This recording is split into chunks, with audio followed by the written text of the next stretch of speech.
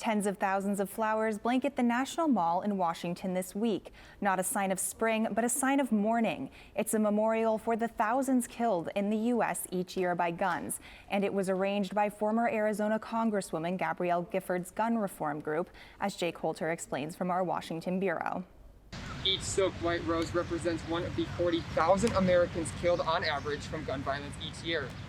A number advocates say is far too high. We are at a crossroads. We can let the shooting continue, or we can act. We can protect our families, our future.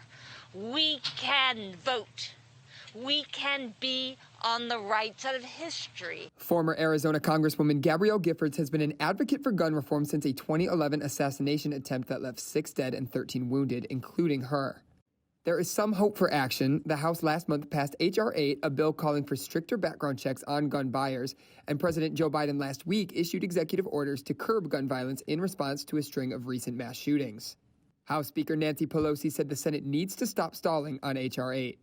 It's time for this, long overdue, for the Senate to act for the people, for the children.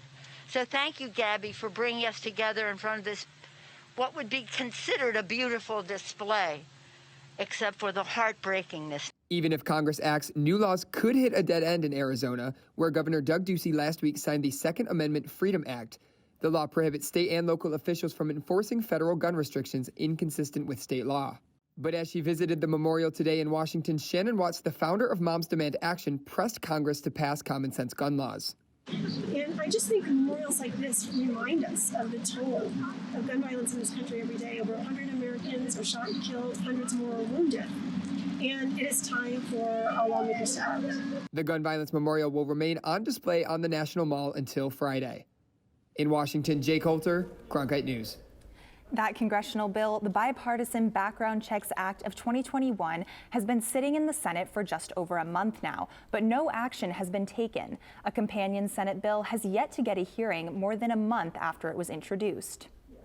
For a look at 5 gun bills making their way through the Arizona legislature right now, head to our website, cronkitenews.azpbs.org.